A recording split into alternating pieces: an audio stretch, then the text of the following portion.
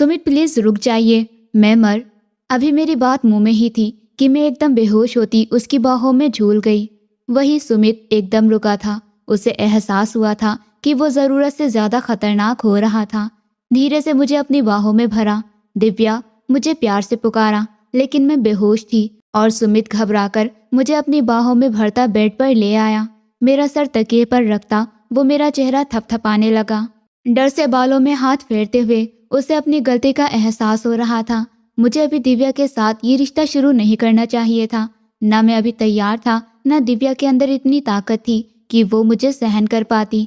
Doctor के मना करने के बाद भी वो मेरे साथ अपना रिश्ता जोड़ चुका था, लेकिन कुछ ही देर में अपनी नाजुक बीवी को बेहोश भी कर चुका था। अभी उसका कोर्स अधूरा था, वो मेडिसिन ले रहा था। इसी बीच उसे मेरे पास जाने का रिस्क नहीं लेना चाहिए था।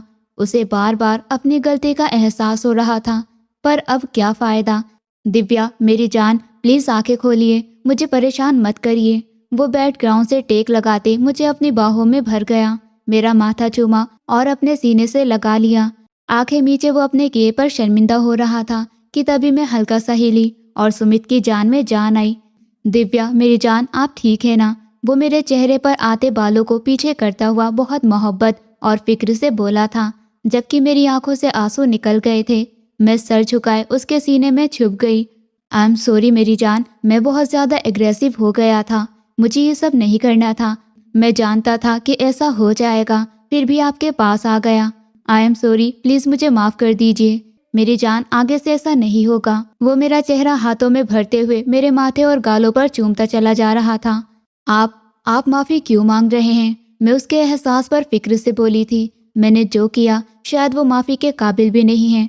पेन तो नहीं हो रहा, डॉक्टर के पास चलें। वो मेरे चेहरे पर दर्द देखता हुआ फिक्रमंदी से बोला, कैसी बातें कर रहे हैं? ऐसे कौन जाता है डॉक्टर के पास? ये तो नेचुरल है ना? मैं शर्माकर उसके सीने में खुद को छुपाती धीरे से बोली थी, हाँ नेचुरल। वो सोच में पड़ गया, काश मेरी जिंदगी भी आम इंसानों की तरह होती और मैं भी इंसानों की तरह जिंदगी के इन खूबसूरत लम्हों को देर तक महसूस करता, इनको जीता। वो दिल ही दिल में सोचने लगा, लेकिन मुझसे कह नहीं सका। अच्छा इधर देखो मेरी तरफ और सच सच बताओ, क्या सच में दर्द नहीं है?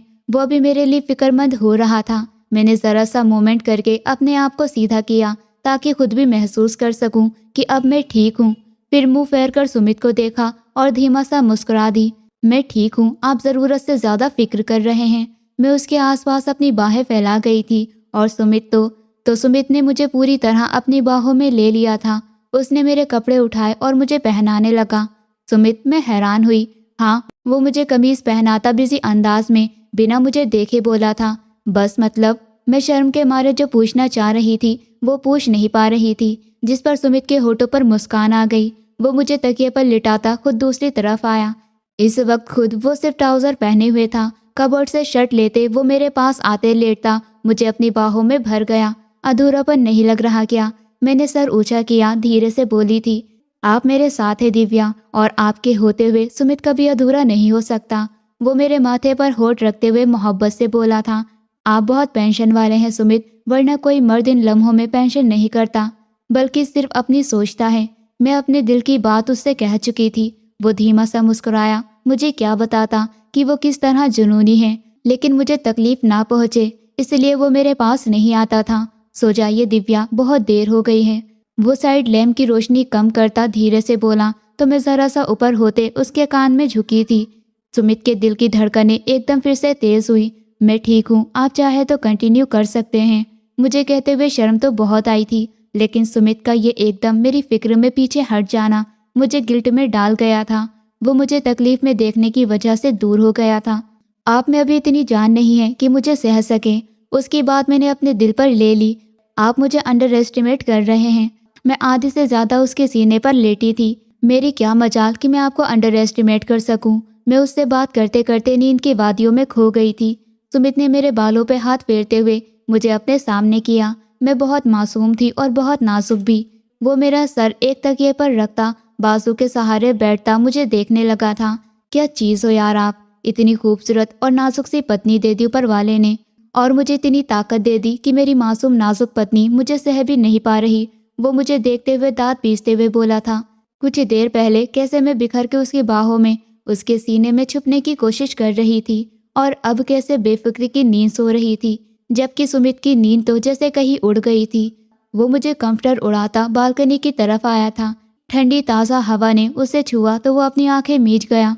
वो जानता था कि शादी के बाद बाकी कामों के साथ ही फिजिकल रिलेशन भी हर इंसान की ज़रूरत बन जाता है, पर उसे समझ नहीं आ रही थी। आज पहली बार वो फीलिंग्स में बहकर पत्नी की ख्वाहिश मानता उसके पास आया था, जो मैं बर्दाश्त तो नहीं कर पाई थी, पर उसकी ख्वाहिश ज़रूरी थी। आज तो किसी तरह उसने मुझे बहला फुसला के सुला दिया। कल क्या करेगा? आने वाली रातों में वो मुझे कैसे खुद से दूर कर सकेगा? हे ऊपर वाले, मेरी मदद कर। मैं उसे तकलीफ नहीं देना चाहता। तू जानता है सब कुछ। जानता है मैं बेबस हूँ। मैं उसे कैसे तकलीफ दूँ जो मेरी जिंदगी का हिस्सा बन चुकी है। दिव्या से प्यार नहीं, बहुत गहरा प्यार हो गया है मुझे। हे ऊपर वाले, मदद कर। वो बहुत दुखी था और दुखी दिल से प्रार्थना मांग रहा था, और ऊपर वाला तो हर दिल की सुनने वाला है, बस मांगना आना चाहिए। सुबह काजल की आँख किसी के छूने से खुली। हिलकर आंखें खोली तो पास में ही रोहन उस पर झुका हुआ उसकी गर्दन पर प्यार छोड़ रहा था। रोहन, क्या कर रहे हो? दूर हटो। उसका सांस बंद होने वाला था। नहीं, मुझे दूर नहीं होना। मैं कब से वेट कर रहा हूँ। तुम जागो तो तुम्हारे साथ प्यार करूँ। वो बच्चों की तरह जिद्दी सा होता उसके गाल पर चूमने लगा था। क्या कह रहे हो? कब सोई मैं? 2 घंटे पहले ही, और अब फिर मुझे जगा दिया। तुम्हारा दिल नहीं भरा है? वो परेशान होते हुए बोली। कैसे भरेगा? सुहाग रात भी तो नहीं मनाई। इतना तरसा के रखा हुआ है, अब एक रात में सारी प्यास मिट जाएगी क्या? वो नाराजगी से बोला। रोहन, पूरी जिंदगी पड़ी है, आगे बहुत सी रातें आएंगी। प्लीज, रात को तुमने मुझे बहुत जगाया है, अभी मुझे सोने दो प्लीज। वो उसे धीरे से कहते कंफर्ट मुंह पर ओढ़ गई थी, लेकिन रोहन के हाथ अंदर घुसते उसके पेट पर हाथ फेरते हुए उसे गुदगुदी की तो वो खिलखिलाकर हंसने लगी। प्लीज मत करो ना रोहन, वो उसका हाथ पकड़ते हुए बोली। मेरी नींद खराब करके तुम आराम से कैसे सो सकती हो? वो उसके ऊपर होता उसे अच्छी खासी गुदगुदी करता हुआ उसकी जान निकाल रहा था। अच्छा प्लीज रुक जाओ। और नहीं। आखिरकार काजल हार मान गई थी, तो रोहन ने भी मुस्कुराते हुए उसे देखा, जिसका हंस हंस के बुरा हाल हो गया था और आंखों से पानी बहने लगा था। वो झुकते हुए उसकी दोनों आंखों को बारी बारी अपने होठों से चूम रहा था। काजल की रूह में सुकून उतरा। रोहन, एक बात हमेशा याद रखना, कभी भी मेरे अलावा किसी और लड़के के बारे में सोचा तो मैं तुम्हारी जान अपने हाथों से ले लूंगी। वो उसके गले में बाहें डालकर प्यार से बोली थी। इतनी खूबसूरत और होठ पत्नी के होते हुए कहीं और मुंह मारूं, क्या मेरी मत मारी गई है? वो उसके गाल से गर्दन पर पहुंचा। काजल ने एक मुक्का उसके पेट में मारा, जो था तो हल्का सा। रोहन को कुछ हुआ नहीं, लेकिन ड्रामा जरूर किया। क्या हो गया? हाथ धीरे रखा करो। मार दो की क्या जान से? अभी तो सिर्फ एक बार सुहागरात मनाई है, अभी ही मार देना चाहती हो? वो नाराजगी से बोला। ज्यादा ओवर एक्टिंग मत करो, मुझे सोने दो। वो फिर से करवट बदलते हुए बोली, पर इस बार रोहन से रोका नहीं गया और झट से उसके कंफर्ट में घुसता उसको हर पर्दे से आजाद करने लगा। रोहन, वो बड़बड़ाई थी कि रोहन ने उसके होठों पर अपने होठ रखकर उसका मुंह बंद कर दिया और अपने हाथों से उस पर पूरी तरह हरकतें बढ़ाता चला गया। खुद तो बहक ही चुका था, अपने साथ काजल को भी बहकाता जा रहा था।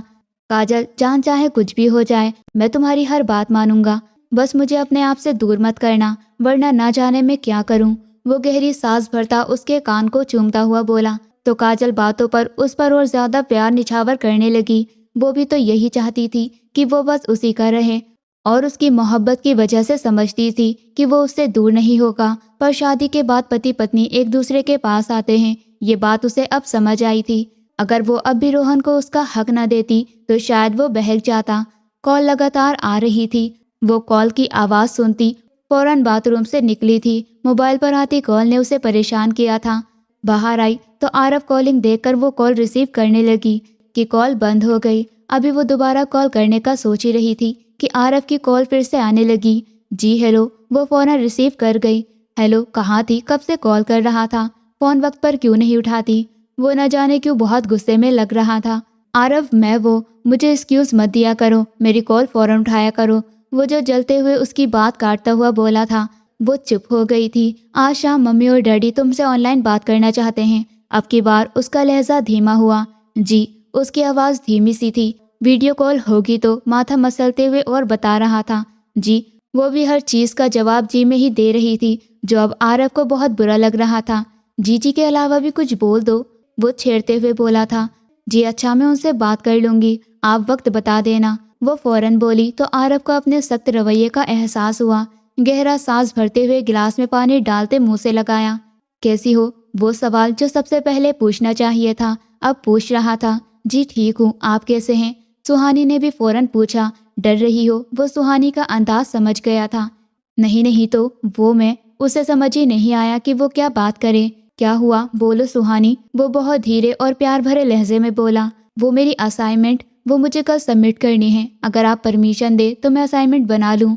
हाँ बना लो, मैं वेट करता हूँ। 10 मिनट बाद कॉल करता हूँ। और शर्मिंदा होते हुए कॉल कट गया। सुहानी ने गहरा सांस भरते हुए मोबाइल एक तरफ रखा और असाइनमेंट बनाने लगी।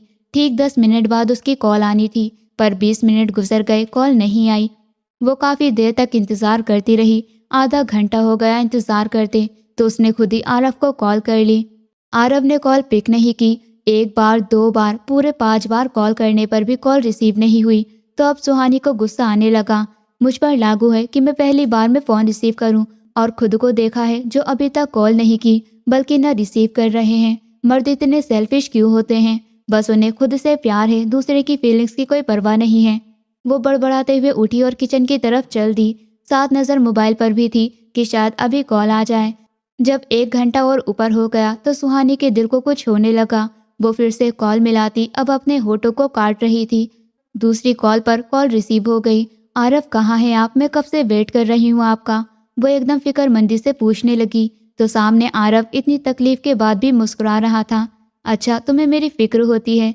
ऐसी बातें क्यों कर रहे हैं? आपकी फिक्र नहीं करूंगी तो किसकी करूंगी? आप वीडियो कॉल पर आइए। न जाने क्यों सुहानी के दिल को जैसे कुछ हो रहा था। उसे आरव की आवाज़ कुछ ठीक नहीं लग रही थी। वीडियो कॉल पर क्यों? वो थोड़ा सा उलझा था। बस मुझे आपको देखना है। वो जिद्दी हुई और आरव वीडियो कॉल पर नहीं आना चाहता था, लेकिन वो भी नहीं मानी और आरव को वीडियो कॉल पर आना पड़ा। उसके माथे पर बैंडेज लगी देखकर सुहानी को लगा उसका दिल बंद हो जाएगा। गाड़ी के सामने बाइक आ गई। उससे बचाते बचाते, बस थोड़ी चोट, ये थोड़ी चोट है, मुझे आपको पूरा देखना है आरव, अभी इसी वक्त। वो नम लहजे में बोली। मैं ठीक हूँ यार, क्यों परेशान हो रही हो? वो माथा मसल गया। मुझे दिखाइए खुद को भी। वो ऑर्डर चला रही थी और आरव को दिल में गुदगुदी हो रही थी। सच में मुझे देखना चाहती हो? मोबाइल के पास होता हुआ बोलता मुस्कुरा दिया, जिस पर वो ब्लश करते हुए उसे घूरने लगी। मैंने क्या कहा आपसे? सामने आइए, मुझे सर से पैर तक आपको देखना है, और कहीं चोट तो नहीं आई? वो परेशान लग रही थी। ठीक है, ये लो देख लो। वो मोबाइल के कैमरे से खुद को पूरी तरह दिखाता उसकी तसल्ली करवा रहा था। तो सुहानी ने सुकून का सांस लिया। अब जब मैं आऊँगा तो मैं भी तुम्हें पूरी तरह देखूंगा, सर से पैर तक। वो भी सीरियस लहजे में बोला था। तो सुहानी उसे प्यार से देखने लगी। आप अपना ख्याल रखते हैं ना? वो नाराज हो गई थी। रखता हूँ ना, मैं जानता हूँ, मैं तुम्हारा हूँ, तुम्हारे लिए अपना ख्याल रखता हूँ, जैसे तुम मेरे लिए रखती हो अपना ख्याल। उसके बहुत मोहब्बत से देखते हुए बोले जा रहा था कि तभी वार्ड का दरवाज़ा खुला और एक लड़की भागती हुई उस तक पहुंची और उसके सीने से आ लगी। ये मंजर सामने मौजूद सुहानी ने हैरत से देखा, बिना पल के झपकाए। यही हाल आरव का भी था। आरव कैसे हैं? कैसे हुआ ये सब? जानते हैं मैं कितना डर गई थी। वो लड़की रो रही थी और आरव के सीने पर हाथ रखे वो बहुत प्यार से बोलती जा रही थी। तभी आरव ने दरवाजे से अपने डैडी को अंदर आते देखा था। आरव देख सकता था सुहानी की आंखों में आंसू, सवाल, दर्द और तड़प। वो अपनी आंखें सख्ती से मिच गया और वीडियो कॉल काट दी। इस वक्त वो सुहानी को कुछ भी बताने की पोजीशन में नहीं था, बल्कि इस वक्त उसकी अपनी पोजीशन ऐसी थी कि वो खुद तो समझ पाता कि आखिर ये सीन क्या है। दूसरी तरफ सुहानी अभी तक बुत बने खड़ी थी, दुपट्टा भी जमीन पर। उसके अलावा किसी और लड़की को अपने सीने से कैसे लगा सकता है? वो तो उसका फियांसे है और बहुत प्यार से उससे सगाई की थी। वो हमारे डैडी का पुराना स्टूडेंट था और डैडी को एक दिन छोटा सा एक्सीडेंट होने पर घर में छोड़ने भी आया था। वही वो सुहानी पर दिल हार बैठा था और डैडी से सुहानी का हाथ मांग लिया था। उन्होंने उसे अपने माँ बाप को लाने का कहा, पर वो अमेरिका में रहते थे, उनका आना पॉसिबल था, इसलिए उनकी मर्जी से दोनों का रिश्ता तय करते हुए साथ ही सगाई भी कर दी। उन्होंने ऑनलाइन ज्वाइन तो किया था, पर उस दिन सिग्नल का इशू बन गया था, इसलिए वो ऑनलाइन ज्वाइन भी नहीं कर सके थे। सगाई के 1 हफ्ते बाद ही आरव उनसे परमिशन लेता अमेरिका वापस चला गया और 1 साल से पहले शादी का वादा करके आया था। पर जैसे ही उसने अमेरिका में कदम रखा, उसके बाप ने उसे पकड़ लिया। उसका रिश्ता बचपन में ही उसके डैडी के बिजनेस पार्टनर की बेटी से हो चुका था, लेकिन उसने इंडिया जाते ही लड़की भी ढूंढ ली और रिश्ता भी पक्का कर लिया। और सिर्फ ये नहीं, सगाई भी कर ली। उसके डैडी बहुत ज़्यादा गुस्से में थे। ऐसे में वो उनके गुस्से से तंग आता घर छोड़कर अपने अपार्टमेंट में शिफ्ट हो गया था। पिछले 1 महीने पहले ही आरव के पापा सुदेश अंकल को हार्ट अटैक आया तो वो वापस पलटा था, पर उसके बाप ने उससे नाराज़गी का इजहार किया कि जब तक वो नंदिनी से शादी के लिए हाँ नहीं कहेगा वो उससे बात नहीं करेंगे। उनकी तबीयत खराब की वजह से वो उस वक्त ज़बरदस्ती से हाँ कर गया था, लेकिन बाद में सुदेश अंकल ने उसकी बात को सीरियस ले लिया और 1 महीने से उसके पीछे पड़े थे कि नंदिनी से शादी कर लो, पर 1 महीने से लगातार वो उन्हें टाल रहा था। कुछ देर पहले भी उसने अपने इंडिया जाने की धमकी दी थी, या तो वो उसकी पसंद को अपना ले या वो हमेशा हमेशा के लिए इंडिया चला जाएगा। उसकी धमकी सच साबित हो गई थी और उसके बाप ने थोड़ी चालाकी दिखाई कि वो सुहानी से उनकी ऑनलाइन बात करवा दे। सुदेश अंकल सुहानी से बात करना चाहते थे, उसे देखना चाहते थे। अगर वो उनको पसंद आ जाती तो वो ओके कर देते, वरना उसे सुहानी को छोड़ना होगा। और अगर नहीं छोड़ेगा तो भी कोई बात नहीं, लेकिन नंदिनी से शादी करनी होगी। उसकी बात पर वो बहुत ज़्यादा गुस्से में था कि सुहानी से भी सीधा मुंह बात नहीं कर रहा था और फिर उसे असाइनमेंट के लिए छोड़ता खुद कॉल बंद करके ऑफिस के लिए निकला था कि रास्ते में छोटा सा एक्सीडेंट हो गया था, जबकि उसकी सोच सुहानी पर ही अटकी हुई थी। और अब अचानक हॉस्पिटल में आते ही, उसके वार्ड में एंटर होते ही नंदिनी ने उसे जोर से हक किया और ये पहली बार हुआ था, वरना वो कभी भी पास आना तो दूर हेलो भी नहीं कहती थी, पर आज अगली पिछली सारी कसर पूरी कर दी थी। हाउ डेयर यू, वो गुस्से से बोला था। नंदिनी डर गई थी। आरव बेटा, ये सब कैसे, ज्यादा चोट तो नहीं आई मेरे बच्चे को? मिसेस सुदेश ने उसका माथा चूमा था, उनकी आंखें भीगी हुई थी। मम्मी प्लीज लीव मी, वो बहुत ही गुस्से में था। आरव, माँ से कैसे बात कर रहे हो? सुदेश अंकल ने गुस्से से कहा। डैडी प्लीज, आप लोग यहाँ क्यों आए हैं? मैं जिंदा था, खुद चलकर आ सकता था, आप लोगों को आने की क्या जरूरत थी? वो भड़का था। आरव बेटा, इसमें इतना गुस्सा करने वाली क्या बात है? हम माँ बाप हैं, तुम्हारी फिक्र हो रही थी, हमें फिक्र हो रही थी तुम्हारी, और तुम कहते हो हॉस्पिटल क्यों आए? वो दुखी अंदाज में बोले। और साथ में उसे भी ले आए? वो गुस्से से उठा था। खुद आए, इसे क्यों लेकर आए साथ? वो अभी भी भड़क रहा था। बेटा, इसे फिक्र हो रही थी तुम्हारी क्योंकि प्यार करती है तुमसे, इसलिए। प्यार? आरव बात काट गया। क्या प्यार इस चीज की परमिशन देता है कि किसी भी अनजान इंसान के गले लग जाओ? अपने अंदर के गुस्से को कंट्रोल करता हुआ बहुत बुरी तरह बात कर रहा था। भूलो मत आरव, होने वाली पत्नी है वो तुम्हारी, सुदेश अंकल ने गुस्से से कहा था। होने वाली? लेकिन सुहानी जो मेरे साथ सगाई के बंधन में बंधी हुई है, वो मेरी रूह का हिस्सा है। चाहे तो वो मुझे छू भी सकती है, मुझे गले भी लगा सकती है, लेकिन आज तक अभी उसने ये हरकत नहीं की। और आपकी ये सो कॉल्ड दोस्त की बेटी क्या समझती है खुद को, जो इतनी हिम्मत से आकर मेरे गले से लग गई है? आरव, कैसी बातें कर रहे हो? अब इतनी बड़ी बात नहीं है जितना तुम चिल्ला रहे हो। उसकी बातों पर नंदिनी मरने वाली हो गई थी। फिक्र में किसी भी अजनबी के गले लग जाती है। बहुत अच्छे, जिस लड़की को अपने लिमिट्स का ख्याल नहीं, अपनी इज्जत का ख्याल नहीं, आप उसे मेरे लिए चुन रहे हैं। आरव ने आज खूब सुनाई थी। वो अभी तक सुहानी की आंखों का दर्द नहीं भूल पाया था। आरव टूट गया था।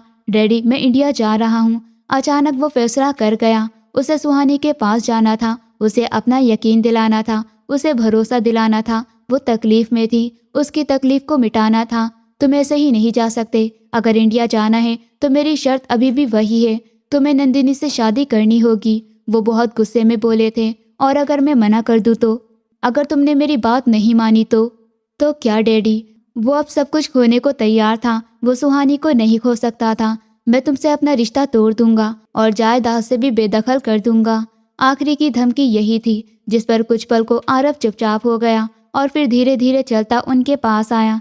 मुझे मंजूर है, अगर आप किसी पराई लड़की के लिए मुझे छोड़ सकते हैं तो मैं अपनी होने वाली पत्नी के लिए ये सजा पाने को तैयार हूँ, क्योंकि ये भी इतना ही सच है कि मैं सुहानी की जगह कभी भी आपकी इस दोस्त की बेटी को नहीं दूंगा। अपनी पत्नी का दर्जा सिर्फ मैं सुहानी को दूंगा, अपनी फैमिली भी उसी से बनाऊंगा। इसलिए मैं अब इंडिया जा रहा हूँ। आपको आपका सब कुछ मुबारक डैडी। आप पैसों से, इस जायदाद से अपनी दोस्त की बेटी के लिए कोई हस्बैंड खरीद लीजिएगा। वो गुस्से से कहता निकल गया था। ये क्या किया आपने? मेरा बच्चा हमें छोड़कर चला गया। शिवानी आंटी बहुत दुखी हुई थी। उनका एक ही बेटा था, वो भी उनको छोड़कर जा रहा था। सुमित, वो अभी डॉक्टर के क्लिनिक से निकला था। उसके हाथ में फाइल पड़ी थी। उसने सारी सिचुएशन डॉक्टर को बता दी थी। डॉक्टर ने उसकी मेडिसिन चेंज की थी और उसे पत्नी के साथ कुछ दिन तक फिजिकल होने से बचने को कहा था। 1 हफ्ते बाद तक का कहा था। और वो सोच रहा था कि इस बीच अगर मैंने कुछ कह दिया या मेरा दिल चाहा तो वो क्या करेगा। गाड़ी में बैठा इस वक्त उसका मुंह घर की तरफ था, जहां जाने में उसकी जान निकल रही थी। उसका इरादा नहीं था घर जल्दी जाने का, लेकिन क्या करता, मेरा मैसेज आया हुआ था कि आज जल्दी घर आना है। उसके लिए एक सरप्राइज तैयार किया हुआ है। अब वो डर रहा था कि कहीं फिर से पिछली बार की तरह नाइटी पहनकर उसे सीड्यूस ना करूं। नहीं, उसे खुद को रोकना होगा। वो अपना मन बनाते गाड़ी पोर्च में रोकता। कितनी देर वही बैठा रहा और अपनी फाइल देखता रहा। अगर किसी दिन मेरी इस प्रॉब्लम के बारे में दिव्या को पता चल गया तो वो मुझे छोड़ जाएगी। इस सवाल से सुमित कांप उठा था। वो मेरे बिना जीने का सोच भी नहीं सकता था। डॉक्टर ने उसे बहुत उम्मीद दिलाई थी कि आपको मेडिसिन से काफ़ी फर्क पड़ेगा, पर 1 हफ्ते तक तो खानी ही पड़ेगी।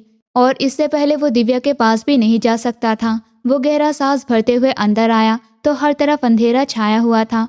वो थोड़ा उलझा। इतनी जल्दी घर की लाइट्स ऑफ नहीं होती थी। इससे पहले वो कुछ सोचता या करता, एकदम सारी लाइट्स ऑन हुई और उस पर पार्टी बूपर की बारिश होने लगी। Happy birthday Sumit, happy birthday. मैं सबसे आगे आई थी। बाकी सब घर के मेंबर्स सब मिलकर उसकी बर्थडे सेलिब्रेट कर रहे थे और मेरे चेहरे पर एक चमक थी, खास चमक, खुशी की चमक। चलिए ना सुमित, केक कट करते हैं। मैं उसका हाथ थामे उसे अंदर ले गई। सुमित ने केक कट किया और अपने पास खड़े सब लोगों के मुंह में दिया। बदले में मैंने भी सुमित को केक खिलाया और साथ ही शरारत से उसकी नाक पर भी लगा दिया। आज मैं बहुत खुश दिखाई दे रही थी। सुमित को अपना बर्थडे याद नहीं था, लेकिन मैंने याद रखा था। मेरे घर वाले भी मौजूद थे। सबके साथ अच्छी गैदरिंग हो गई। इस सब के बीच वो भूल गया था कि उसके हाथ में कोई फाइल थी। सबके जाने के बाद जब मैं नौकर के साथ सब कुछ समेट रही थी तो मुझे सुमित की फाइल मिली। अरे, ये तो यही छोड़ गए। चलो मैं ले जाऊंगी, जरूरी होगी। सुनो, ये टेबल साफ कर दो। मैं नौकर से कहते हुए फाइल लेकर अपने कमरे की तरफ बढ़ गई, पर दरवाजे पर पहुंचते ही मैं एकदम हैरान रह गई। वो किसी अस्पताल की रिपोर्ट थी सुमित नाम से। सुमित को क्या हुआ? उन्होंने कौन सा टेस्ट करवाया? मैं परेशानी से फाइल खोलकर पढ़ने लगी, लेकिन मुझे कुछ समझ नहीं आया। लास्ट पर बस जरूरी नोटिस लिखा हुआ था, पत्नी से फिजिकल होने से परहेज करें, 1 हफ्ते के बाद दोबारा चेकअप कराएं, उसके बाद पत्नी के पास जाएं। ये बात तो मेरे दिल पर लगी थी। मेरी आंखों से आंसू बह निकले थे। ऐसी क्या बीमारी थी या प्रॉब्लम थी जो सुमित को थी और वो इलाज करवा रहा था, पर मुझे नहीं बताया था। मैं अंदर आई तो सुमित रूम में दिखाई नहीं दिया, लेकिन बाथरूम में शावर से पानी गिरने की आवाज़ आ रही थी। मैं फाइल एक तरफ देखती खुद ड्रेसिंग रूम में गायब हुई थी। आज तो मैं आपके मुंह से सब कुछ उगलवा कर ही दम लूंगी। मैं फिर से आज ब्लैक नाइटी पहन रही थी, जो पहले से भी ज़्यादा हॉट थी, पर आज मेरा नाइटी पहनने का मोटिव कुछ और था। जब मैं हिम्मत करती बाहर आई तो सारी लाइट्स ऑफ थी, सिर्फ लैंप की रोशनी जल रही थी। दिव्या, मैं सुमित की पुकार पर चौंकी। नज़र उसकी तरफ उठी। वो बिस्तर पर लेटा मुझे अपने पास बुला रहा था और मैं जानती थी कि हमेशा की तरह वो मुझे अपने साथ बाहों में भरकर सुला देगा। और मुझे तो आज सोना नहीं था। मैं उसके पास जाते हुए उसके पास लेटी। सुमित ने मेरा सर अपने सीने पर रखा और हमेशा की तरह मेरे बालों में उंगलियां चलाने लगा। थैंक यू दिव्या, इतना प्यारा बर्थडे सेलिब्रेट किया। वो आंखें बंद किए बोला, जबकि मैंने एकदम उसका हाथ अपने बालों से हटाते हुए अपनी धड़कनों पर रखा। इस पल एकदम सुमित को करंट लगा। अब उसका ध्यान मेरे कपड़ों की तरफ गया। मेरे पैर सुमित के पैरों को छू रहे थे। क्या कर रही हो दिव्या, सो जाओ, काफी रात हो गई है। वो अपना हाथ बहुत आराम से मेरे हाथ से निकालता थोड़ा सा मुझसे दूर हुआ था कि मैं एकदम उसके ऊपर आते उसकी शर्ट के बटन खोलने लगी थी। अपने होठों से उसके सीने को महकाने लगी। मैंने उसके सीने पर चूमा तो सुमित, जो अपनी आंखें बंद किए हुए था, मेरे बालों में हाथ डालकर मेरा चेहरा पीछे कर गया। क्या हो गया है दिव्या, आज इस तरह बेताब क्यों? वो मजबूर नजरों से मुझे देखते हुए पूछ रहा था, पर मैंने तो आज कुछ नहीं बोलने की कसम खा रखी थी। जवाब में मैं धीरे से उसके होठों पर अपने होठ रख रही थी और फिर पूरे प्यार से टूटकर उस पर बरसने लगी थी। सुमित तो बेचैन हो रहा था। उसके हाथों की पकड़ मेरी कमर पर मजबूत होने लगी थी। मैं उसे अपने साथ बहका चुकी थी। इससे पहले कि सुमित अपने ऊपर से कंट्रोल खोता एकदम होश में आया था। उसने फौरन मुझे खुद से दूर किया था। दिव्या मेरी जान, आज के लिए इतना बहुत है। वो मुश्किल से अपने आप को कंट्रोल कर रहा था। मैं सिर ना के सर में हिलाते हुए उसके कान के पास झुकी। मुझे पूरा होना है आज। मैं उसे क्या कहना चाह रही थी सुमित समझ गया था। दिव्या मेरी बात, वो मुझे रोकने की कोशिश कर रहा था। पागल हो गई हो, वो थोड़ा गुस्से से बोला, जबकि मेरी आंखों में आंसू भरने लगे। वो अभी भी मुझे कुछ नहीं बता रहा था। हाँ, पागल हो गई हूँ, मुझे आप चाहिए, अभी इसी वक्त पास आइए फौरन। मैं उसे ऑर्डर लगा रही थी और सुमित बेड से दूर जा खड़ा हुआ। हम एक बेड पर नहीं सोएंगे। वो जैसे खुद को कंट्रोल कर रहा था। अगर आज आपने मुझे ऐसे ही अधूरा छोड़ा और बेड अलग किया तो मैं आपको सारी जिंदगी अपनी शक्ल नहीं दिखाऊंगी। अलग हो जाऊंगी आपसे हमेशा हमेशा के लिए। मैं अपनी तरफ से बहुत पावरफुल धमकी दे चुकी थी, लेकिन नहीं जानती थी कि सामने सुमित, जो अगर पोलाइट है तो मुझसे भी कहीं ज्यादा एग्रेसिव, क्या बकवास की है। वो गुस्से से दांत पीसते हुए आगे बढ़ा था। एक पल को मैं डर गई थी। दोबारा बोलिए, मुझसे दूर होंगी। वो मेरे सर पर आ खड़ा हुआ। मैं डर के 2 इंच पीछे सरकी। हाँ, हो जाऊंगी। आप मुझे सेटिस्फाइड नहीं। दिव्या, सुमित का हाथ उठा था। मैंने बेयकीनी से उसे देखा। इतनी मुश्किल से खुद को कंट्रोल किया और अपना हाथ गिरा दिया। गहरा सांस भरता हुआ पीछे हटा। ठीक है, आपकी मर्जी है। अगर आप मेरे साथ खुश नहीं हो, मुझसे दूर हो सकती हैं। वो इतनी नॉर्मल अंदाज में बोला कि बोलकर ड्रेसिंग रूम में जाकर बंद हो गया था। मैं तो हैरान रह गई थी कि मुझे सच में वो छोड़ने का बोल गया था या सुनने में मुझे कोई गलतफहमी हुई थी। मुझे अभी तक ये यकीन नहीं आ रहा था। उसने मुझसे अपनी तकलीफ शेयर करने के बदले मुझसे दूरी का ऑप्शन ज़्यादा बेस्ट लगा था। ये रात हम दोनों की कांटों पर गुजरी। सुबह का वक्त निकलने आया तो मैं प्रार्थना कर रही थी। मेरा पूरा चेहरा आंसुओं से भीगा हुआ था, आंखें बंद थी। सुमित खुद पूरी रात जागता रहा। अब एकदम मुझे देखकर अपनी तकलीफ भूलकर पिघल चुका था। मैं रो रही थी या प्रार्थना कर रही थी वो नहीं जानता था। मेरे मरने की प्रार्थना कर रही हो, वो जानबूझकर ये बात बोल गया कि मैं अपने आंसू रोक सकूं। उसकी आवाज़ पर मैं तड़प कर उसे देखने लगी। आपसे पहले ऊपर वाला मुझे मौत दे दे सुमित। काश आप समझ सकते दिव्या की मोहब्बत को। मुस्कान भरी नजरों से कहते अपने आंसू पोंछते हुए उठ चुकी थी। सुमित ने मुझे कलाई से थामकर अपनी तरफ खींचा। क्या मैं सच में बुरा हूँ? आपको खुश नहीं रख पाया कि आपने मुझसे अलग होने का फैसला कर लिया। वो बहुत दुखी था। सुमित, अलग होने का मतलब तलाक नहीं होता, मौत भी होती है। मैं अपनी रात की कही हुई बात की सफाई अब दे रही थी। पागल हो गई हो, खबरदार दोबारा मरने का सोचा भी तो। वो मुझे प्यार से अपनी बाहों में भर गया। मैं आपसे पहले इस दुनिया से चला जाऊंगा, नहीं रह सकता यार आपके बिना। ये मोहब्बत है या नहीं समझ ही नहीं पा रहा, पर दिव्या से मोहब्बत तो कर बैठा हूं ना। वो प्यार से मेरे होठों पर अपने होठ रखता हुआ प्यार से बोला था, अगर मोहब्बत करते हो तो मुझे कुछ बताते नहीं। तो मुझे कुछ क्यों नहीं बताते? आपको क्या प्रॉब्लम है, आप मुझे बताइए अभी। मैं भी जिद्दी हुई थी। क्या मतलब? वो चौंका था कि अगले ही पल मैं कबर्ड की तरफ बढ़ी। वो फाइल निकाल कर लाकर उसके सामने रख गई। मुझे इन रिपोर्ट्स का मतलब समझाइए, और ये जो ज़रूरी नोटिस लिखा है इसका भी। मैं बिल्कुल जिद पर आ चुकी थी, जबकि सुमित का चेहरा धुआं धुआं होता दिखाई दे रहा था। आज दूसरा दिन था। सुहानी आरब के ट्रॉमे से बाहर नहीं आई थी। उसने खाना पीना, हंसना बोलना सब छोड़ दिया था। यही वजह थी कि उसे बहुत तेज बुखार ने आ घेरा था। वो बेड पर उल्टे मुंह पड़ी हुई थी। उसके दिल में बस वही मंजर जैसे चिपक गया था। वो चाहकर भी उस मंजर को अपनी आंखों से दूर नहीं कर पा रही थी। प्यार से चाहा था उस इंसान को, और अब वही एक इंसान छोड़ रहा था।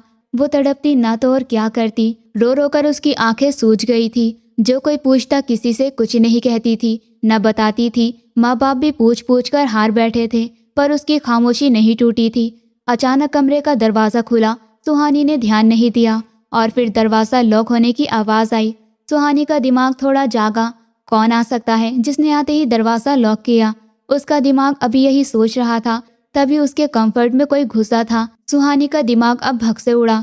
ऐसा कौन भला? उसे अचानक डर लगने लगा था। वो एकदम पलटी। इससे पहले कि वो चिल्लाती, आरब ने उसके मुंह पर हाथ रखकर उसे चिल्लाने से रोका था। वो अपने सामने आरब को देखकर उस पर जैसे हैरानी छा गई थी। उसे लगा अब उसका वहम है। वो भला अमेरिका से कैसे आ सकता है? कल ही तो उसकी बात हुई थी और अभी वो वापस आया था। वो उसके पास था, लेकिन वो ये नहीं जानती थी कि इंडिया की पहली फ्लाइट से उसके पास आया था। अपना सब कुछ उस पर वार कर। ऐसे क्या देख रही हो? ज्यादा ही हैंडसम हो गया हूँ। वो एक हाथ से बाल सेट करके पूछ रहा था। सुहानी को भी अपना वहम लग रहा था। धीरे से उसके गाल को छूकर यकीन करना चाहा, पर वो वहम नहीं सच था। सुहानी को एकदम वो कल वाला मंजर फिर से याद आ गया। उसने आरफ को जोर से पीछे झटका। अगर वो होश में ना होता तो वो बिस्तर से नीचे गिर जाता। इससे पहले सुहानी उठकर दूर जाती। आरव ने उसे खींचकर अपने करीब कर लिया था। कहाँ जा रही हो? वही गुस्से भरा अंदाज, लेकिन आज सुहानी उसके गुस्से से बिल्कुल नहीं डरी थी। क्यों आए हैं मेरे पास? जाइए उसी के पास जिसे गले लगाया था। वो उसे पुश करती हुई आंसू बहाने लगी। जो इस दिल की मालिक है उसी को सीने से लगाऊंगा ना मेरी जान। इतना कहता वो सुहानी को पहली बार ही बहुत सख्ती से अपने सीने से लगा लिया। सुहानी ने दूर होना चाहा, लेकिन वो उसकी पकड़ से नहीं निकल पाई, जबकि आरव ने उसे सीने से लगाते हुए फीलिंग्स का बहाव महसूस कर रहा था। जो मेरी जिंदगी का हिस्सा है उसे ही गले से लगाऊंगा ना। वो उसे खींचकर अपनी गोद में बिठा गया था। मैं कुछ नहीं हूँ आपकी, छोड़िए मुझे। उसने खुद को छुड़वाने की नाकाम कोशिश की थी, पर उसकी पकड़ से खुद को छुड़वाना क्या आसान था। पैनिक मत हो सुहानी। वो उसे लगातार हिलाता और खुद से छुड़ाते देखकर थोड़ा गुस्से से बोला, तो वो नाराजगी से उसे देखने लगी। अब ऐसे देखोगी तो फिर मैं कोई गलती कर दूंगा। वो उसके बुखार से तपते लाल गालों को देखने लगा था और नजर सीधे उसके होठों पर जा ठहरी। दिल ने बहुत उकसाया कि उस पर अपना प्यार निछावर कर दे, पर उस वक्त वो काफी नाराज लग रही थी। बात भी नाराजगी वाली थी। अगर वो उसकी जगह होता और सुहानी किसी के सीने से लगी होती तो शायद वो उसे जान से मार देता। भला उसका सुहानी का कोई इन्वॉल्वमेंट न होता। मर्द ऐसा ही है, इज्जत के लिए जान दे भी देता है और ले भी लेता है, लेकिन औरत को हमेशा कहा जाता है सब्र करो। इधर देखो मेरी तरफ। वो अपना सर गिराते उसके सीने पर रख दी तो आरव के दिल को सुकून मिला। नाराज हो जाओ ना प्लीज, ऐसे इतनी जल्दी मत मानो, वरना मैं सारी जिंदगी गिल्ट रहूंगा। वो उसका कमर पर अपने बाजू बांधे धीमे धीमे बोला, तो वो सर उठाते उसे देखने लगी। इस सीने पर सिर्फ मेरा हक है आरव, फिर कैसे वो यहाँ? रोती आवाज में पूछते हुए वो पलके झुका गई, जिन पर आरव ने बारी बारी होठ रखे उसके आंसू चूमे थे, जिस पर वो सिसकी भर गई। सारे हक सिर्फ मेरी सुहानी जान के हैं और किसी के नहीं। और मैंने उसे बहुत सख्ती से कहा, मैंने कहा मेरी सुहानी आज तक मेरे पास नहीं आई, तुम कौन होती हो मेरे गले पड़ने वाली? आरव ने उसको बहलाना चाहा, फिर वो मासूमियत से बच्चों की तरह उसे देखकर पूछने लगी, फिर क्या? माफी मांगी और मैंने सबसे बोल दिया मैं जा रहा हूँ अपनी सुहानी के पास, खुद जाकर अपनी जान को मनाऊंगा। देखो पहली फ्लाइट से आ गया तुम्हारे पास, बिना किसी की परवाह किए। वो उसके माथे पर होठ रखे उसको सेटिस्फाई कर रहा था और वो सेटिस्फाइड होते आंखें बंद कर गई थी। 2 दिन से उसने कुछ नहीं खाया था, टेंशन से अलग बुखार आ रहा था। अब आरव के साथ मिलकर वो पूरी तरह हिम्मत हार गई थी। इधर देखो मेरी तरफ, ये जूस पियो। वो उसके सामने ऑरेंज जूस करने लगा तो वो सरना के इशारे में हिला गई। क्यों नहीं पीना? वो उसके नखरे उठा रहा था, क्योंकि वो उसकी मनपसंद औरत थी। आप बहुत बुरे हैं, इतनी बार मुझे डांटते हैं और जब खुद गलती करो तो वो आपका हक है। वो धीरे से भिनभिनाई, अच्छा कभी नहीं डांटूंगा अपनी जान को, बल्कि कभी छोड़कर भी नहीं जाऊंगा। अपनी जानू के पास रहूंगा और अपनी जानू को सीने से लगा कर रखूंगा हमेशा। वो फिर से उसे सीने से लगा गया। अब तो पी लो मेरी जान, पहले वादा करिए आज के बाद आपको मेरे अलावा कोई नहीं छुएगा। ये सिर्फ मेरा है, सिर्फ सुहानी मेरी जान का है। वो फिर से उसे प्यार से मना रहा था तो वो उसके हाथ से जूस का गिलास लेती अपने होठों को लगा गई थी। अब उसे यूं हल्का फुल्का देखकर गहरा सांस भरता आंखें बंद कर गया। कितनी बेचैनी में वो इंडिया आया था ये वही जानता था। माँ बाप की इमोशनल ब्लैकमेलिंग में वो पिछले 6 महीने से तकलीफ में था। उसका सुकून सुहानी से जुड़ा हुआ था और उसके माँ बाप को लगता था नंदिनी से शादी करके वो खुश रहेगा, जबकि उसकी खुशी तो सुहानी के साथ जुड़ी थी। आरव, आप मेरे लिए अमेरिका से इंडिया आए हैं? वो उसकी तरफ देखते हुए प्यार से पूछ रही थी। और किसकी वजह से आया हूँ? वो उसके बालों को कानों से पीछे करते हुए प्यार से बोला था। इतनी मोहब्बत करते हैं मुझसे? दोनों गालों को थामे वो मुस्कुराकर पूछ रही थी। सुहानी, नहीं जानता मैं मोहब्बत है क्या है, मुझे तो शायद उससे ऊपर की बीमारी लग गई है। उसके कहने पर इस बार सुहानी खिलखिलाकर हंसी। वो उसके गाल में अपनी बाहें डाल गई। वो उसके गले में अपनी बाहें डाल गई। थैंक यू सो मच मुझे स्पेशल फील कराने का। आपकी जिंदगी में सबसे पहले मैं हूँ। इस बार वो उसके गाल पर होठ रख रही थी। मारने का इरादा है? पहली बार इतनी बड़ी हरकत कर रही हो, पागल लड़की। इतने ही पास आओ जो बाद में सह भी सको।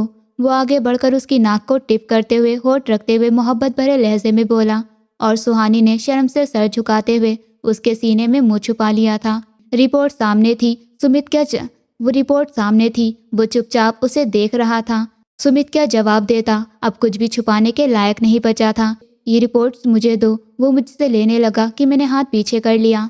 आपने पहले मुझे नहीं बताया ये किस चीज़ की रिपोर्ट है, क्या बीमारी है आपको? जो मुझे बीमारी है वो तुम सुन नहीं सकोगी। वो मेरे हाथ से रिपोर्ट खींचता पहली बार मुझे तुम कह रहा था और मैं इस बात को दिल पर ले गई थी। क्या आपको एड्स है? इस बात पर सुमित ने हैरानी से देखा मैं क्या समझ रही थी और कि उसके चेहरे पर हवाइयाँ उड़ी हुई थी। रिपोर्ट्स को एक तरफ रखते मेरे पास आया। आपको लगता है कि मुझे? वो मुझसे ज़्यादा आंखें फाड़े पूछने लगा। फिर पत्नी से दूर रहने को क्यों लिखा है? मैं अब बच्चों की तरह बोली। मुझे सहन नहीं कर सकती कोई भी लड़की। मेरे अंदर उसकी बात सुनकर मेरे रोंगटे खड़े हो गए। वो क्या था? उसके अंदर बहुत ज़्यादा ताकत थी जिस वजह से वो मेरे पास नहीं आता था और मैं समझ रही थी मेरे हस्बैंड को एड्स जैसी बीमारी है। मैं शर्मिंदा होती हुई सर झुका गई। अब बताओ क्या जवाब है आपका? मुझे आप चाहिए। मैं आज तैयार हो गई उसको सहने के लिए। पागलपन मत करिए दिव्या, जाइए जाकर सो जाइए, अभी सुबह होने में वक्त है। वो रिपोर्ट्स की तरफ देखता तेजी से बोला तो मैं मुस्कुराकर ड्रेसिंग रूम में गुम हो गई और सुमित की सोच के हिसाब से मैं साड़ी पहनकर बाहर आई जो मैंने खुद ऑनलाइन मंगवाई थी। अब आप जानबूझकर मुझे बहकाएंगी? वो नाराज सा हुआ। मुझे मेरा हक चाहिए। मैं उसकी शर्ट के बटन खोलते हुए बैठते हुए भारी लहजे में बोली, कभी भी नहीं। मैं आपको कोई तकलीफ नहीं देना चाहता। जानती हूँ मुझे आप तकलीफ देंगे भी नहीं। मैंने उसके माथे पर होठ रखे उसे परेशान कर रही थी और फिर होठों को अपनी पकड़ में लेते हुए मैं मुस्कुराई। मान जाइए दिव्या। मैं उसकी बात पर हंसने लगी। ज्यादा दांत मत दिखाएं, भूल गई लास्ट टाइम में जब बेहोश हो गई थी। वो मुझे याद करवाता और हंसने पर मजबूर कर गया। अब पक्का बेहोश तो नहीं होगी। पास आइए मेरे। अगले पल में उसका हाथ थामे अपने दिल की धड़कनों पर रख गई और यहीं पर वो मुझे देखते हुए अपनी फीलिंग्स को कंट्रोल नहीं कर पाया और सारे पर्दे गिराता मुझ पर पूरे प्यार से समा गया कि मेरी चीख निकल गई। वो घबराकर रुक गया, मुझे परेशानी से देखने लगा। हट जाऊं पीछे। वो मेरे माथे पर होठ रखे फिर से बोला तो मैं सरना के इशारे में हिलाते हुए उसके सीने पर होठ रखते हुए छुप गई। जब बर्दाश्त से बाहर हो जाओ तो बता देना। वो मुझ पर धीरे धीरे छाता आखिरकार मुझे अपना बना ही गया। मम्मी डैडी के घर सुहानी की शादी की तैयारियों का शोर शुरू हो चुका था और आरव ने एक दो बार फोन पर अपने डैडी से कांटेक्ट करने की कोशिश की कि वो इंडिया आ जाएं, उसकी शादी अटेंड कर ले, लेकिन वो उसे बहुत नाराज थे। इसलिए आना तो दूर की बात, उन्होंने उसकी कॉल रिसीव करना भी ज़रूरी नहीं समझा। ऐसे में वो बहुत उदास हो गया तो डैडी ने उसकी हिम्मत बढ़ाई कि वो उनके लिए उनका बेटा है। अब ये सही बात है कि कुछ पाने के लिए कुछ तो खोना ही पड़ता है, लेकिन वो अपने माँ बाप को खोना नहीं चाहता था। लेकिन उनकी वजह से वो अपनी पत्नी को भी नहीं खो सकता था। सुहानी से रिश्ता उसके अपनी दिल की मर्जी से किया गया था। आज वो कैसे उसे छोड़ देता? हर रिश्ता अपनी जगह है, माँ बाप का अपनी जगह और पत्नी का अपनी जगह। अब यहाँ पर अगर वो अपने माँ बाप की सुनता तो अपनी पत्नी के साथ गलत करता, जिसमें सुहानी का तो कोई कसूर नहीं था, तो उसको क्यों सजा देता? इसलिए उसने इंसाफ वाला फैसला अपनाया और सब कुछ ऊपर वाले पर छोड़ दिया। पैन तो नहीं। जब मैं जागी तो सुबह से वो 20 बार मुझसे एक ही सवाल पूछ चुका था और हर बार मेरा एक ही जवाब होता था, नहीं। लेकिन सुमित को सुकून नहीं आ रहा था। मैं नाजुक सी लड़की उसे कैसे सह गई थी और अब मैं बिल्कुल फ्रेश थी। कहीं मेडिसिन का असर अच्छा तो नहीं होने लगा था। वो काफ़ी खुश था। मिसेस, लगता है आपके अंदर या तो स्टेमिना ज़्यादा आ गया है जो मुझे सहन कर लिया, या मेरे अंदर कुछ कमी हो गई है कि आप मुझे इतनी आसानी से। सुमित प्लीज़ चुप कर जाइए, आप तो पीछे ही पड़ गए हैं। मैं अपनी लिपस्टिक लगाते हुए नाराज़गी से बोली। सुमित ने मुझे अपनी बाहों में भरा। मुझे परेशान मत करिए ना, मैंने बड़बड़ाया। अच्छा, कहीं पहन तो नहीं है? सच में बताएं। वो अब की बार कान में घुसता हुआ प्यार से पूछ रहा था। सच्ची बोल रही हूँ, नहीं है। अब बिल्कुल फ्रेश हूँ पक्का। मैं भी उसके कान में प्यार से बोलते हुए उसको सेटिस्फाइड कर गई थी। मतलब अब हम जब चाहे पास आ सकते हैं। अच्छा है, वरना ना जाने कितने समय तक मुझे इस गिल्ट में रहना पड़ता। शर्मिंदा होता हुआ बोला, मेरे होते अब ऐसा कभी नहीं होगा। मैं उसके गाल पर होठ रखते उसके सीने से लग गई थी। एक तरफ सुहानी और आरव की शादी के दिन तय हो गए थे तो दूसरी तरफ सुमित और मेरे बीच भी सब कुछ ठीक हो गया था। रोहन ने घर वालों को बाप बनने की जब खुशखबरी सुनाई थी तब से सुमित को भी बाप बनने का भूत सवार हो गया था और हर 2 दिन छोड़कर वो मुझे खुश करता था। लेकिन अब मैं उससे डरने लगी थी। वो सच में आम मर्दों से हटकर था। उसकी ताकत को सहन करना इतना आसान नहीं था, पर वो भी बहुत ध्यान रखता था और बहुत संभल कर मुझ पर प्यार बरसाता था। पर बाप बनने की उसकी ख्वाहिश बढ़ती जा रही थी। सुमित, मुझे नहीं पता, मुझे मेरा शर्मिला हस्बैंड वापस चाहिए। मैं गुस्सा करते बोली। मैं तो शर्मीलेपन में खुश था दिव्या जान, आपने मेरा शर्मीलापन उतार कर फेंक दिया। अब मुझे बर्दाश्त करने के लिए तैयार हो जाओ। वो मुझे बिस्तर पर बैठाते हुए मुझे लिटा गया। नहीं नहीं, अभी आपका पहला रोमांस मेरा होश वापस नहीं ला पा रहा, दोबारा से नहीं। मैं घबराकर पीछे हटते बोली कि सुमित ने मुझे पैर से पकड़कर अपनी तरफ खींचकर लिटा दिया। अब तो आप गई, अब मुझे दुनिया की कोई ताकत बाप बनने से नहीं रोक सकती। मुझे एक साथ जुड़वा बच्चे चाहिए। वो मेरी गर्दन पर झुकता मीठे लहजे में बोला। बारात वाले दिन सभी शादी हॉल में पहुंच चुके थे। आराम से मिसेस क्या हो गया है? मैं जो हील्स पहनकर चल रही थी बुरी तरह लड़खड़ाई थी। मना किया था हील्स मत पहनिए, लेकिन आप भी किसी की नहीं सुनती। अगर अभी गिर जाती तो? मुझसे नाराजगी से कहा। तो आप क्या मुझे गिरने देते? आपके होते हुए मैं गिर सकती हूँ। मैं इतराकर बोली। जरूरी नहीं सुमित हमेशा आपके साथ रहे। उसकी बात पर मेरी आंखें फट गई थी। आप ऐसा क्यों कह रहे हैं? आप हमेशा मेरे साथ रहेंगे। दोबारा भूल कर भी ये बात अपनी जुबान से मत निकालना, नहीं तो मैं आपसे हमेशा के लिए नाराज हो जाऊंगी। मैं रोते हुए लहजे में बोली। उसके सीने से लग गई थी। अच्छा बाबा नहीं करता, अब ध्यान रखिए प्लीज। मेरे कुछ ही दिन ऊपर हुए थे और मैं चेकअप करवाने के बजाय बहन की शादी की तैयारी में बिजी थी। शादी से फ्री होकर एक ही बार में डॉक्टर के पास जाकर चेकअप करवाने का इरादा रखती थी, पर अभी मैं फिलहाल एंजॉय करने का इरादा रखती थी, तभी तो डॉक्टर के पास नहीं जा रही थी। सुमित मेरी केयर कर रहा था। उसे फील हो रहा था कि मैं एक्सपेक्ट कर रही हूँ। बिल्कुल विदाई के वक्त से कुछ देर पहले ही शिवानी आंटी और सुदेश अंकल अचानक से वहां पहुंचे। माँ बाप को देखकर आरव की अधूरी ख्वाहिश भी पूरी हो गई। सुदेश अंकल ने आगे बढ़कर अपने बेटे को अपने सीने से लगाया। औलाद तो अपनी बात मनवा ही लेती है, लेकिन माँ बाप औलाद के बिना नहीं रह सकते। शादी की बहुत बहुत बधाई हो बेटा। आखिरकार माँ बाप अपने बेटे के आगे हार मान गए। आरव के माँ बाप ने सुहानी से अपने रवैये की माफी मांगी, जिस पर सुहानी खुद भी शर्मिंदा हो गई। ऊपर वाले से यही प्रार्थना है कि तुम दोनों हमेशा खुश रहो। शिवानी आंटी ने बेटे के माथे पर होठ रखते प्यार से कहा था। Thank you mummy, thank you so much. आपके आने से मेरी अधूरी ख्वाहिश पूरी हो गई। सब लोग बहुत खुश थे। हम दोनों ही इस वक्त हॉस्पिटल में थे और डॉक्टर ने मेरा चेकअप करने के बाद मुझे अपने सामने बिठाया हुआ था। मेरी रिपोर्ट्स चेक कर रही थी, जबकि मेरी सांसें अटकी हुई थी। मैं दिल ही दिल में प्रार्थना कर रही थी कि सब कुछ नॉर्मल हो। बधाई हो मिस्टर सुमित, आपकी वाइफ प्रेग्नेंट है। आखिरकार डॉक्टर ने मुस्कुराते हुए कहा तो हम दोनों की रुकी हुई सांसें ठीक हुई। दोनों ने खुशी से एक दूसरे को देखा। बट आपको बहुत बहुत केयर की ज़रूरत है। आपकी एज इतनी नहीं है कि आप 3 बच्चों को एक साथ कैरी कर सकें, इसलिए आपको प्रॉपर बेड रेस्ट और डाइट की ज़रूरत है। 3 बच्चे? मेरा पहला सवाल हैरत अंगेज में। जी 3 बच्चे? ऊपर वाले ने आपको 3 बच्चों का पेरेंट्स बनाया है। डॉक्टर की बात सुनकर सुमित ने फिक्र से मुझे देखा।